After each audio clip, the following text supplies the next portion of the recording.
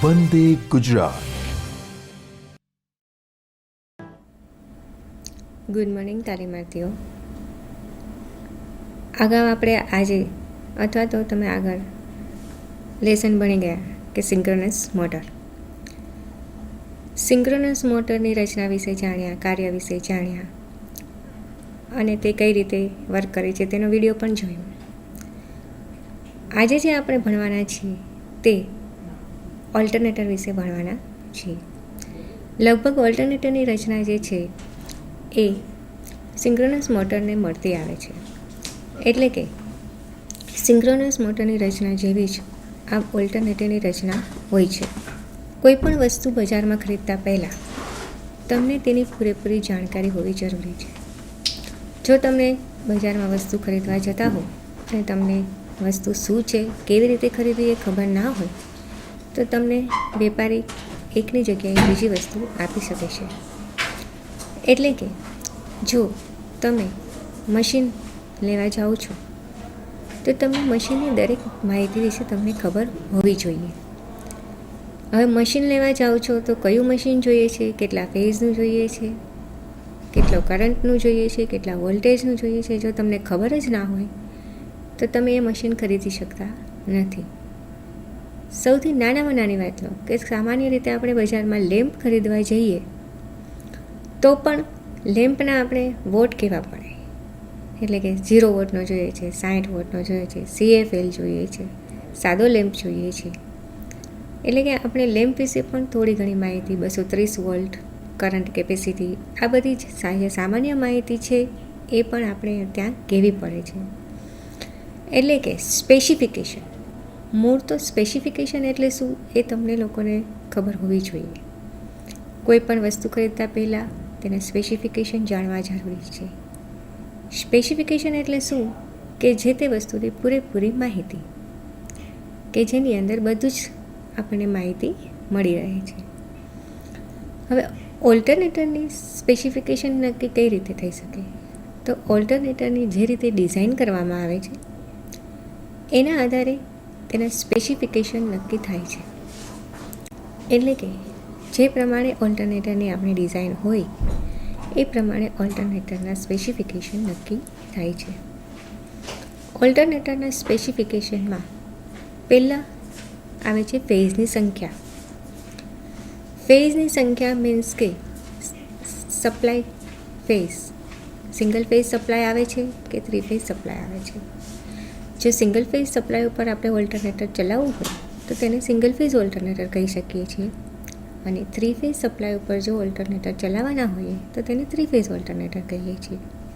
એટલે કે ફેઝની સંખ્યા ઉપર આધાર રાખે છે. બીજું KVA મીન્સ કે ઓલ્ટરનેટરનું રેટિંગ. K kilo, V means volt, A means ampere. એટલે કે કિલો વોલ્ટ એમ્પિયર. ઓલ્ટરનેટરની કેપેસિટી કેટલી છે તે. સ્પીડ એટલે કે ઓલ્ટરનેટરની ઝડપ.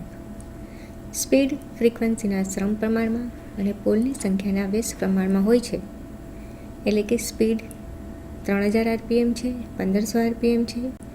સ્પીડ ઉપરથી આપણને તેના વાઇન્ડિંગનું પણ ખ્યાલ આવે છે કે જો 2 પોલ હોય, 4 પોલ હોય તો એના આધારે અથવા તો 1500 RPM છે અથવા તો 3000 RPM છે તો કેટલા પોલનું વાઇન્ડિંગ હશે તે આપણે નક્કી કરી શકીએ છીએ.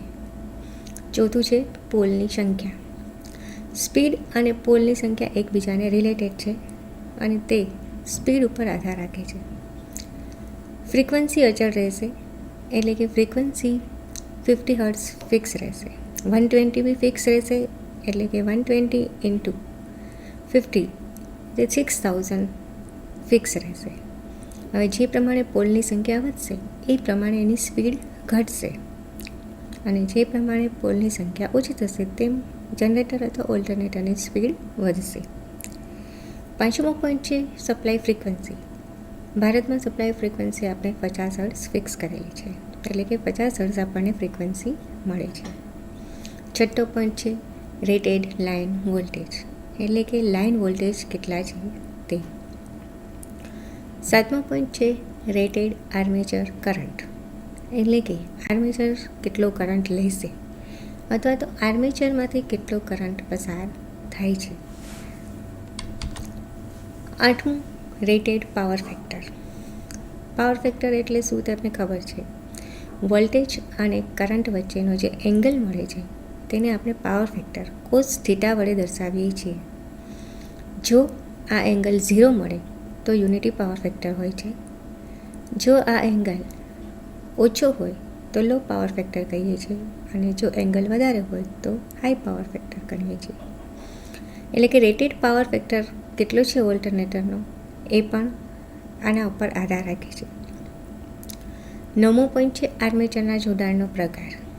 એટલે કે તેનું આર્મેચર છે એ કઈ રીતે જોડેલું છે. ડેલ્ટા કનેક્શન છે અથવા તો સ્ટાર કનેક્શન છે. સ્ટાર કનેક્શનમાં તમને ન્યુટ્રલ પોઈન્ટ મળે છે અને તેમાં 3 ફેઝ 4 વાયર સિસ્ટમ હોય છે. ડેલ્ટા કનેક્શનમાં તમને ન્યુટ્રલ પોઈન્ટ મળતો નથી. જો સ્ટાર કનેક્ટેડ હશે તો ત્રણેય ફેઝના એક છેડા, ફર્સ્ટ આર ફેઝનો ફર્સ્ટ, વાય ફેઝનો ફર્સ્ટ અને બી ફેઝનો ફર્સ્ટ છેડો ભેગા કરી કોમન પોઈન્ટ ન્યુટ્રલ તરીકે ગણાય છે.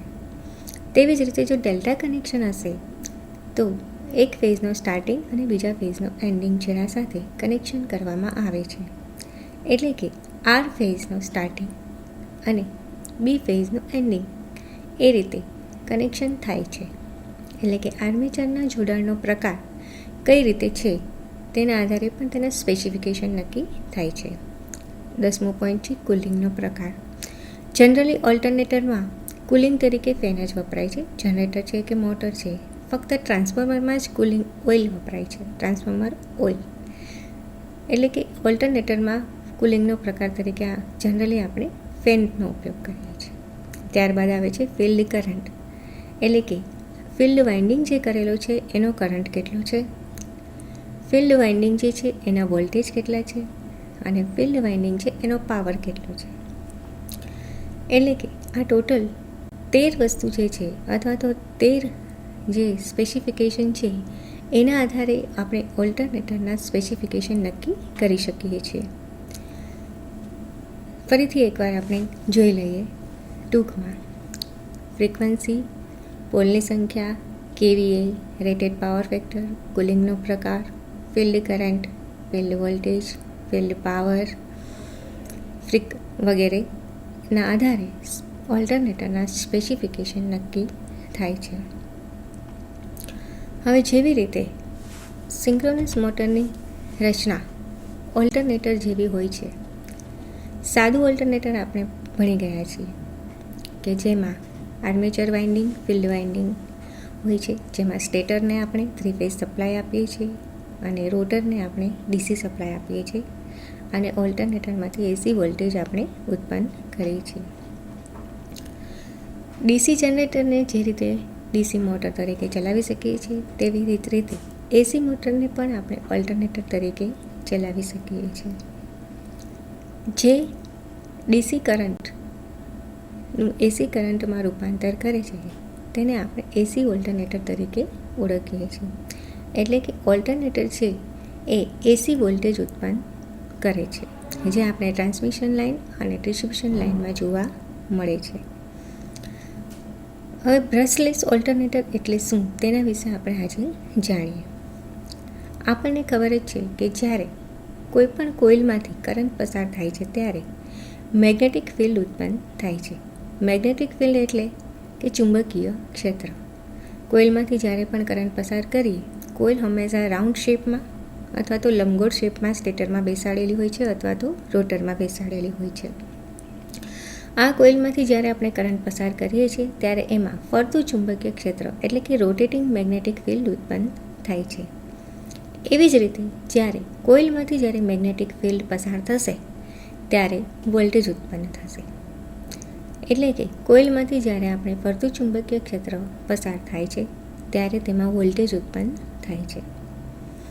સામાન્ય રીતે ઇલેક્ટ્રોનના વહન માટે આપણે લોડ કે બેટરીનો ઉપયોગ કરીએ છીએ. એટલે કે ઇલેક્ટ્રોનનું વહન સારી રીતે થઈ શકે તે માટે આપણે લોડ અથવા તો બેટરી જોડીએ છીએ. અને જ્યારે આ બેટરી કે લોડ જોડવામાં આવે છે ત્યારે વોલ્ટેજનું કરંટમાં રૂપાંતર થાય છે. આ પ્રક્રિયા મોટર અથવા તો ઓલ્ટરનેટર બંનેમાં જોવા મળે છે. એટલે કે અહીંયા એક સાદો સિદ્ધાંત બતાવ્યો છે કે જ્યારે પણ કોઇલમાંથી કરંટ પસાર કરીએ ત્યારે તેમાં ફરતું ચુંબકીય ક્ષેત્ર ઉત્પન્ન થાય છે અને ફરતું ચુંબકીય ક્ષેત્ર ઉત્પન્ન થવાથી આપણે વોલ્ટેજ ઉત્પન્ન કરી શકીએ છીએ. હવે સિંક્રોનસ મોટરની રચના ઓલ્ટરનેટરની રચના. હવે ઓલ્ટરનેટરના મુખ્ય ભાગોમાં મુખ્યત્વે તેને નીચે મુજબના ભાગોનો સમાવેશ થાય છે. એટલે કે ટર્મિનોલોજી. ઓલ્ટરનેટરની ટર્મિનોલોજીમાં શું હોય છે? આપણે જોયું કે જ્યારે મેગ્નેટિક ફિલ્ડમાંથી કરંટ પસાર થઈએ છે ત્યારે વોલ્ટેજ ઉત્પન્ન થાય છે. એટલે કે કોઇલ મૂવ કરવામાં આવે અથવા તો મેગ્નેટિક ફિલ્ડને મૂવ કરવામાં આવે બંને વખતે વોલ્ટેજ ઉત્પન્ન થશે. એટલે કે આપણે શું મૂવ કરવું એ ઇલેક્ટ્રિકલી અને મિકેનિકલી ઓબ્જેક્ટ ઉપર આધાર રાખે છે. સામાન્ય રીતે જે જૂના જનરેટર હતા તેની અંદર આર્મેચર ફરતું હતું અને ફિલ્ડ વાઇન્ડિંગ છે એ સ્થિર રહેતું હતું. પરંતુ હાલની ટેકનોલોજીમાં આર્મેચર છે એ સ્થિર હોય છે અને ફિલ્ડ વાઇન્ડિંગ છે એ ફરતું હોય છે. ટર્મિનોલોજી એટલે શું? મોટર અને ઓલ્ટરનેટરના સ્થિર ભાગને આપણે સ્ટેટર તરીકે ઓળખીએ છીએ. સ્ટેટર એટલે મશીનનો સ્થિર ભાગ કે જે ફરી શકતો નથી. આ સ્ટેટરને સ્ટીલની પટ્ટીમાંથી વાળી અને તેમાં સિલિકોન સ્ટીલના લેમિનેશન્સવાળા પતરાથી કોર બનાવવામાં આવે છે અને આ કોરમાં 3 ફેઝ વાઇન્ડિંગ કરવામાં આવે છે. આ વાઇન્ડિંગ સુપર એનેમલ કોપર વાયરથી કરવામાં આવે છે. આ 3 ફેઝ વાઇન્ડિંગના ટોટલ 6 છેડા ટર્મિનલ બોક્સમાં બહાર કાઢવામાં આવે છે. ટર્મિનલ બોક્સમાં જે બહાર 6 છેડા આવે છે તેને આપણે સ્ટાર કનેક્શન અથવા તો ડેલ્ટા કનેક્શન કરી અને 3 ફેઝ સપ્લાય સાથે જોડીએ છીએ. મેગ્નેટિક ફિલ્ડ ઉત્પન્ન કરે છે જે એને આપણે ફિલ્ડ કોઇલ કહીએ છીએ અને પાવર ઉત્પન્ન કરતી જે કોઇલ છે એને આપણે આર્મેચર તરીકે ઓળખીએ છીએ. મોટરના સ્ટેટર અને રોટર જે ભાગ છે એ મિકેનિકલ પાર્ટ્સ છે, જ્યારે ફિલ્ડ વાઇન્ડિંગ અને આર્મેચરનું જે વાઇન્ડિંગ કરવામાં આવે છે તે ઇલેક્ટ્રિકલ પાર્ટ છે, એટલે કે તેમાંથી વિદ્યુત પ્રવાહ પસાર થાય છે. જ્યારે સ્ટેટર અને રોટર છે એ મિકેનિકલ પાર્ટ છે કે જેમાંથી વિદ્યુત પ્રવાહ પસાર કરવામાં આવતો નથી. તેની અંદર વાઇન્ડિંગ કરીને વિદ્યુત પ્રવાહ પસાર કરવામાં આવે છે. બીજો પોઈન્ટ છે તેની રચના, એટલે કે ઓલ્ટરનેટરની રચના કયા પ્રકારની હોય છે. બ્રશલેસ ઓલ્ટરનેટરમાં 2 નાના ઓલ્ટરનેટર હોય છે. સિંગલ યુનિટ માટે એક નાનું ઓલ્ટરનેટર હોય છે અને જ્યાં મોટા યુનિટ હોય છે ત્યાં 2 ઓલ્ટરનેટરને મિકેનિકલી એક જ શાફ્ટ ઉપર કપલ કરેલા હોય છે. 2 ઓલ્ટરનેટર એટલા માટે રાખવામાં આવે છે કે એક વધારાનું એટલે કે એક્સાઇટર તરીકે વાપરવામાં આવે છે અને બીજું મેઇન ઓલ્ટરનેટર હોય છે. જે એક્સાઇટર ઓલ્ટરનેટર આપણે વાપરીએ છીએ તેના દ્વારા એટલે કે પ્રાઇમ મૂવર દ્વારા આપણે મેઇન ઓલ્ટરનેટરને ફેરવવાનું છે. એટલે કે બ્રશલેસ ઓલ્ટરનેટરમાં એક જ શાફ્ટ ઉપર જો મોટું યુનિટ હોય તો તેમાં 2 ઓલ્ટરનેટરને ફિટ કરેલા હોય છે. જનરલી એક્સાઇટરમાં ફિલ્ડ સ્થિર હોય છે અને આર્મેચર ફરતું હોય છે, જ્યારે મેઇન ઓલ્ટરનેટરમાં ફિલ્ડ ફરતું હોય છે અને આર્મેચર સ્થિર હોય છે. સ્ટેટર વાઇન્ડિંગ છે એ 3 ફેઝ વાઇન્ડિંગ હોય છે, જ્યારે રોટર વાઇન્ડિંગ છે એ ડીસી સપ્લાય આપવા હોય છે. હવે જ્યારે એક્સાઇટર દ્વારા મેઇન ઓલ્ટરનેટરને ચલાવવામાં આવે છે ત્યારે તેમાંથી વોલ્ટેજ ઉત્પન્ન થઈ શકે છે. એક્સાઇટર એટલે કે વધારાનું ઓલ્ટરનેટર. એક્સાઇટરમાં ફિલ્ડ કોઇલ સ્ટેટર ઉપર હોય છે અને આર્મેચર જે છે એ રોટર પર હોય છે. એક્સાઇટરનો જે આઉટપુટ વોલ્ટેજ એસી જે મળે છે તેને આપણે ડાયોડને આપીએ છીએ. ડાયોડ વિશે આપણે બધા અગાઉ ભણી ગયા છીએ કે ડાયોડ છે એ શું કાર્ય કરે છે. ડાયોડનું કામ છે એ રેક્ટિફિકેશન કરવાનું છે, એટલે કે એસીનું ડીસીમાં રૂપાંતર કરવાનું કાર્ય ડાયોડ દ્વારા કરવામાં આવે છે. એટલે કે ડીસી વોલ્ટેજ આપણે રેક્ટિફિકેશન દ્વારા મેળવી શકીએ છીએ, એટલે કે રૂપાંતર કરી શકીએ છીએ. જો ડીસી મશીન ચલાવવાનું હોય, ડીસી મોટર ચલાવવાની હોય તો આપણે તેને રેક્ટિફાયર દ્વારા ડીસી સપ્લાય આપવો પડે છે. અને જો ડીસી જનરેટર ચલાવવાનું હોય તો તેને આપણે પ્રાઇમ મૂવર દ્વારા ફેરવીને ચલાવવું પડે છે. એટલે કે એક્સાઇટર દ્વારા જે સપ્લાય આપી એક્સાઇટરના ઓલ્ટરનેટરને જે સ્ટેટર વાઇન્ડિંગને આપણે 3 ફેઝ સપ્લાય આપીશું, તેને કારણે એક્સાઇટરના જે આઉટપુટ એસી વોલ્ટેજ મળશે તે આપણે ડાયોડના સેટને આપીશું. ડાયોડ દ્વારા તેનું રેક્ટિફિકેશન થાય છે અને તે મેઇન ઓલ્ટરનેટર છે એના ફિલ્ડ વાઇન્ડિંગને આપણે ડાયરેક્ટ આપવામાં આવે છે. એટલે કે એસી વોલ્ટેજ એક્સાઇટરના એસી વોલ્ટેજ ડાયોડ દ્વારા રેક્ટિફિકેશન કરી અને મેઇન ઓલ્ટરનેટરના ફિલ્ડ વાઇન્ડિંગને આપીને સપ્લાય મેળવવામાં આવે છે અથવા તો વોલ્ટેજ મેળવવામાં આવે છે. તો આ હતી એક્સાઇટર. હવે અહીંયા ફિલ્ડ કોઇલને આપણે ડાયરેક્ટ જ વોલ્ટેજ આપીએ છીએ, એટલા માટે બહારથી કોઈપણ પ્રકારના સ્લિપ રિંગ કે બ્રશની જરૂર પડતી નથી. એટલા માટે જ એને આપણે બ્રશલેસ ઓલ્ટરનેટર કહીએ છીએ, કારણ કે તેમાં કોઈપણ પ્રકારના સ્લિપ રિંગ મોટર જેવી રચનાની જરૂર નથી પડતી અથવા તો કોઈપણ પ્રકારના બ્રશની પણ જરૂર પડતી નથી. ત્યાર પછી આવે છે મેઇન ઓલ્ટરનેટર. મેઇન ઓલ્ટરનેટરમાં રોટેટિંગ ફિલ્ડ છે એ સ્થિર રહે છે અને આર્મેચર છે એ ફરે છે. અહીંયા આપણે ખાસ યાદ રાખવાનું છે કે આર્મેચર છે એ સ્ટેટર છે અને છે એ રોટર નથી, એ ખાસ યાદ રાખવાનું છે. ઓલ્ટરનેટરનું આર્મેચર સ્ટેટર ઉપર હોવાથી આઉટપુટ કરંટ જે મળે છે તેને કોઈપણ પ્રકારના બ્રશ કે સ્લિપ રિંગની જરૂર રહેશે નહીં. આ હતી તેની રચના અથવા તો તમે મુખ્ય ભાગો પણ કહી શકો કે બ્રશલેસ ઓલ્ટરનેટર ટેકનોલોજી કેવી હોય છે. સ્ટેટર, રોટર, એની રચના, 2 નાના નાના ઓલ્ટરનેટરનું જોડાણ, એક્સાઇટર દ્વારા આઉટપુટ એસી વોલ્ટેજ મેઇન ઓલ્ટરનેટરના ફિલ્ડ વાઇન્ડિંગને ડાયરેક્ટલી અપાય છે, તેનું મેઇન ઓલ્ટરનેટર વગેરે. હવે જે ઓલ્ટરનેટરમાંથી આઉટપુટ વોલ્ટેજ મળે છે તે જનરલી 120 ડિગ્રી ઇલેક્ટ્રિકલી હોય છે. આપણે જાણીએ છીએ કે 3 ફેઝ સપ્લાય હોય તો તેમાં 3 ફેઝ વચ્ચે 120 ડિગ્રી ઇલેક્ટ્રિક તફાવત રાખવામાં આવે છે.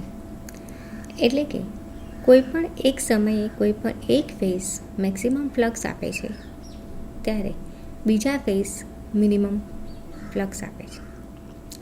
એટલે કે ધારો કે એક સમયે આર ફેઝ છે એ મહત્તમ ફ્લક્સ આપશે, એ જ સમયે બી ફેઝ છે એ થોડો ઓછો ફ્લક્સ આપશે અને સી ફેઝ છે એ મિનિમમ ફ્લક્સ આપશે.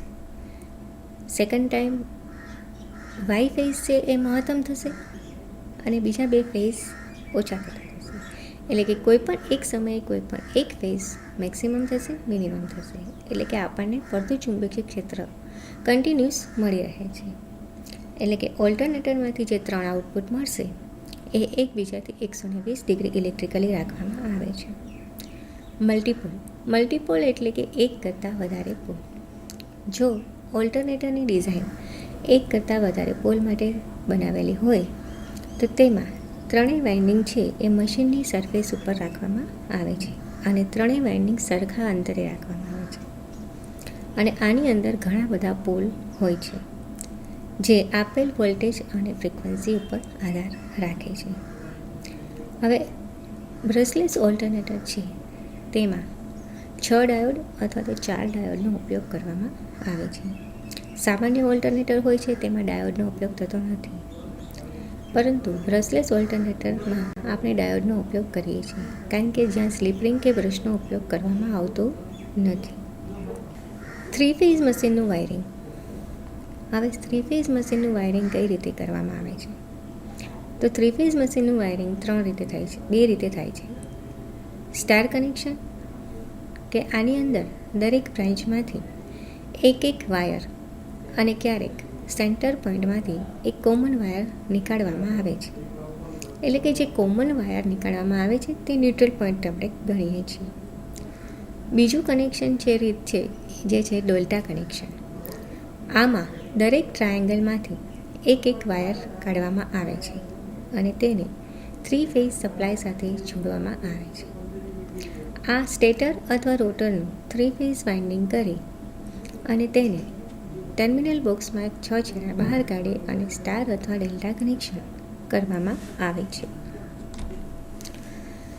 હવે અગાઉ મેં તમને કીધું એ પ્રમાણે એક્સાઇટર, મેઇન ફિલ્ડ વાઇન્ડિંગ, ડાયોડની રચના જે અહીંયા તમે ફિગરમાં જોઈ શકો છો. ડાબી બાજુ જે છે તે એક્સાઇટર ઓલ્ટરનેટરની રચના છે અને જમણી બાજુ તે તમે જોઈ શકો છો તે મેઇન ઓલ્ટરનેટરની રચના બતાવેલી છે. એક્સાઇટર આર્મેચર વચ્ચે દર્શાવેલું છે. તેની આજુબાજુ એક્સાઇટર ફિલ્ડ છે, એટલે કે ફરતું હોય છે એટલા માટે. મેઇન ફિલ્ડ વાઇન્ડિંગ ફરતું છે મેઇન ઓલ્ટરનેટરમાં અને આજુબાજુ આર્મેચર જે છે એ મેઇન ઓલ્ટરનેટરમાં સ્ટેટર પર હોય છે, એટલે કે તે સ્થિર રહેશે. વચ્ચે એક ડાયોડ મેનિપ્યુલેટિંગ પ્લેટ મૂકેલી છે કે જે રેક્ટિફિકેશન કરશે, એટલે કે એસીનું ડીસીમાં રૂપાંતર કરશે. હવે આપણે અગાઉ જોયું એ પ્રમાણે કે એ જે એક્સાઇટર આર્મેચર વોલ્ટેજ દ્વારા જે એસી વોલ્ટેજ આપણને મળશે એક્સાઇટર દ્વારા, તે આપણે ડાયોડ મેનિપ્યુલેટિંગ પ્લેટ એટલે કે ડાયોડને આપવામાં આવશે અને એ ડાયોડ દ્વારા રેક્ટિફિકેશન થઈ અને જે ડીસી વોલ્ટેજ મળશે એ મેઇન ઓલ્ટરનેટરના મેઇન ફિલ્ડ વાઇન્ડિંગને ડાયરેક્ટલી આપવામાં આવે છે અને આપણને ડાયરેક્ટલી વોલ્ટેજ જનરેટ કરી શકીએ છીએ.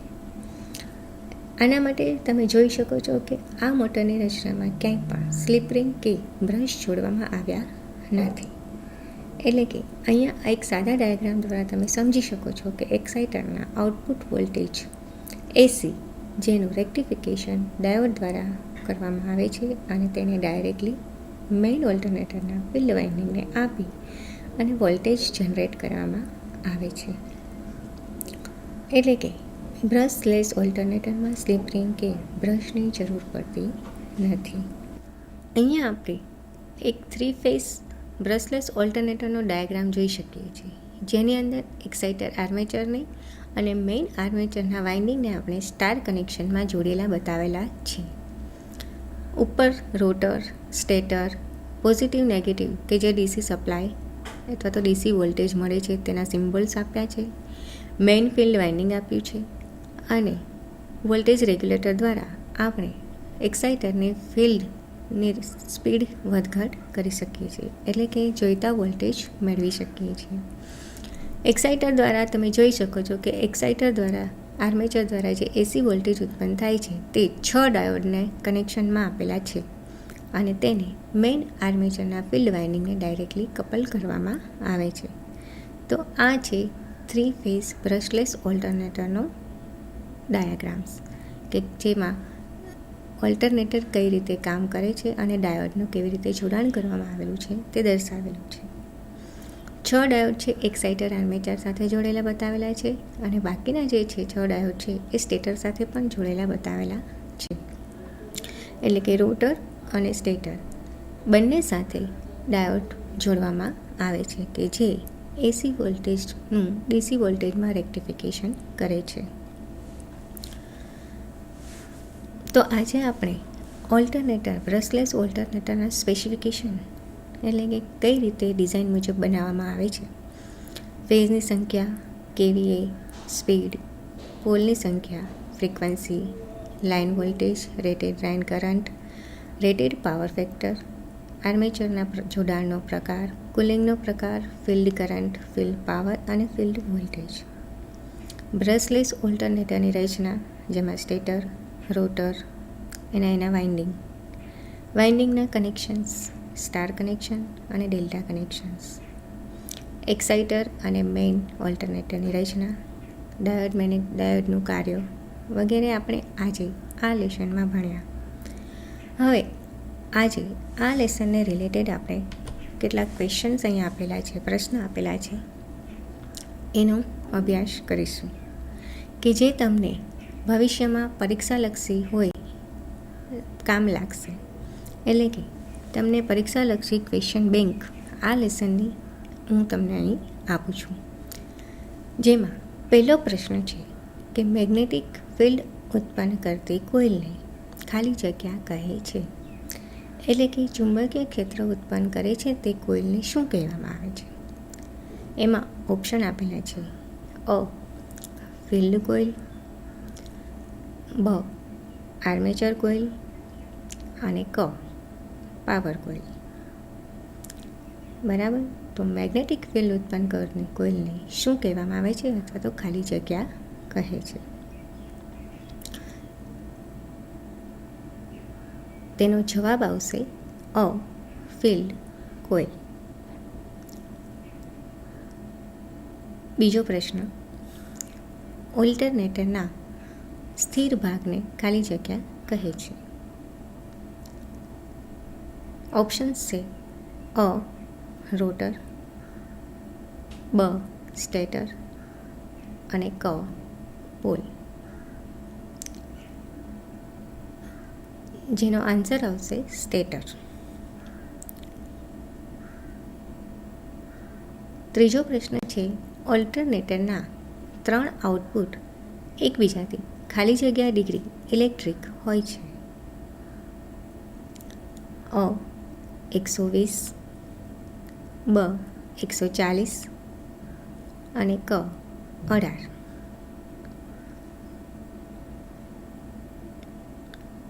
આનો આન્સર છે 120 ડિગ્રી. ચોથો પ્રશ્ન, એક્સાઇટરનો આઉટપુટ વોલ્ટેજ ખાલી જગ્યાને આપવામાં આવે છે.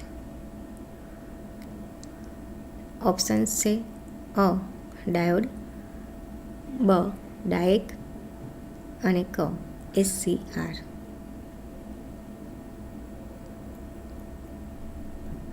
આનો જવાબ છે ડાયોડ. પાંચમો પ્રશ્ન છે, સ્ટેટર અને રોટર એ ખાલી જગ્યા ભાગ છે. એમાં તમને ઓપ્શન આપેલા છે: અ ઇલેક્ટ્રિક, બ મિકેનિકલ અને ક કેમિકલ. તેનો આન્સર આવશે મિકેનિકલ. છઠ્ઠો પ્રશ્ન છે, કોઇલને મેગ્નેટિક ફિલ્ડમાંથી ફેરવીએ તો ખાલી જગ્યા ઉત્પન્ન થાય છે. તેના ઓપ્શન્સ છે: વોલ્ટેજ, બ પાવર અને ક કરંટ. તેનો આન્સર આવશે અ વોલ્ટેજ. સાતમો પ્રશ્ન છે, ઇલેક્ટ્રોનના વહન માટે ખાલી જગ્યા જોડવામાં આવે છે. તેના ઓપ્શન્સ છે: અ લેમ્પ, બ બેટરી, ક સ્વિચ. એનો આન્સર છે બ બેટરી. આઠમો પ્રશ્ન છે, ઓલ્ટરનેટરના સ્પેસિફિકેશન શાના આધારે નક્કી કરવામાં આવે છે? ઓપ્શન્સ છે: અ ફેઝ, બ ઝડપ અને ક બંને.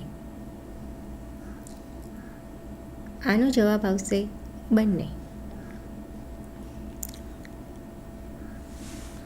તો આ હતી આ લેસનને અનુરૂપ ઉપયોગી એવી ક્વેશ્ચન બેંક કે જે તમને પરીક્ષામાં ખૂબ ખૂબ ઉપયોગી થઈ રહેશે. આજે આપણે જે ઓલ્ટરનેટર વિશે ભણ્યા, ઓલ્ટરનેટરની રચના વિશે જાણ્યા અને સ્પેસિફિકેશન વિશે પણ આપણે જાણ્યું. તે બદલ તમે મને સાંભળી હું આશા રાખું છું કે આ લેસન્સ તમને ખૂબ ઉપયોગી નીવડશે અને ભવિષ્યમાં તમે કોઈ પણ જગ્યાએ ટ્રાન્સમિશન લાઇનમાં અથવા તો ડિસ્ટ્રીબ્યુશન લાઇનમાં જશો ત્યારે તમને તેના વિશે જો જાણકારી હશે તો ઉપયોગી નીવડશે. અને તમે આજે જે લેસન સાંભળ્યું અને નિહાળ્યું તે બદલ તમારો ખૂબ ખૂબ આભાર.